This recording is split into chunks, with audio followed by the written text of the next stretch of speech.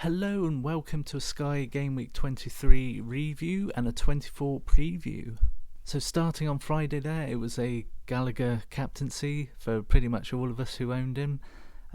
Even the added bonus of getting a goal from him, so even better. I mean, he's just been pretty incredible again this season. So when it came to Saturday, the captaincy choice was pretty difficult. I was flicking the armband off and on Ronaldo and between Cancelo.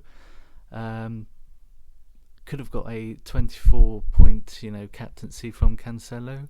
But I did have Laporte just to lessen the damage a bit, I suppose. I actually see that they took the passing bonus off Cancelo and the tackle tiers off Bernardo Silva. So in terms of favouring me, I mean, that's gone quite well on this occasion. Got away with it.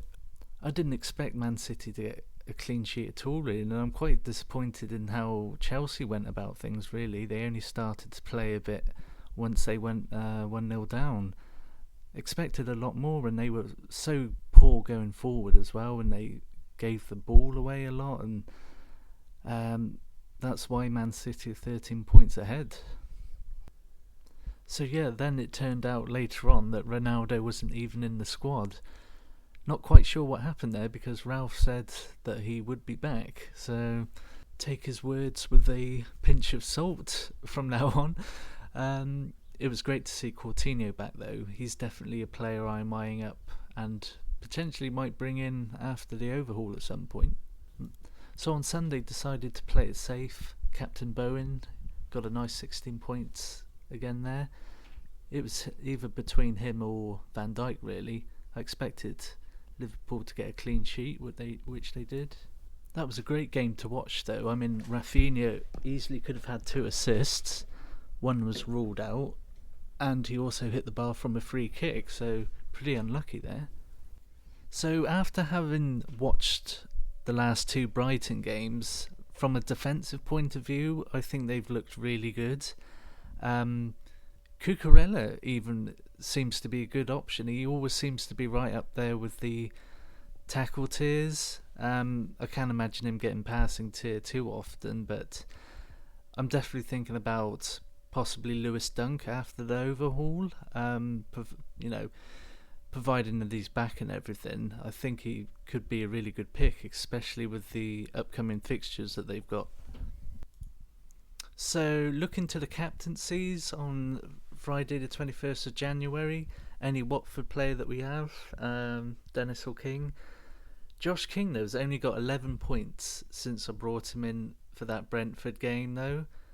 I know they had a game postponed and everything, but for me now he's got to score at least 2 goals as captain to make this whole thing worthwhile, and I can't see that happening really. I can't see even Watford scoring. This could be, quite a tough game. So on Saturday, I think the main 2 choices really are between Rafinha and Cancelo. I myself will probably be going for Cancelo just purely based on ownership to cover that. And on Sunday, it's probably between a Liverpool defender or Aaron Ramsdale if you fancy captaining him. If the game goes ahead, but of course the games kick off at 2 o'clock anyway on Sunday, so if you fancy a punt on Ramsdale against the Burnley without Chris Wood, Cornet, very little attacking options now I think, so it could very well be a clean sheet there. So I've started to have a look at a few post-overhaul players, and one of the teams that pops up is Wolves for me, especially from this period here, from the 20th of the 2nd. It looks like a pretty solid run really, and they're capable of keeping a clean sheet against anyone, even the big teams.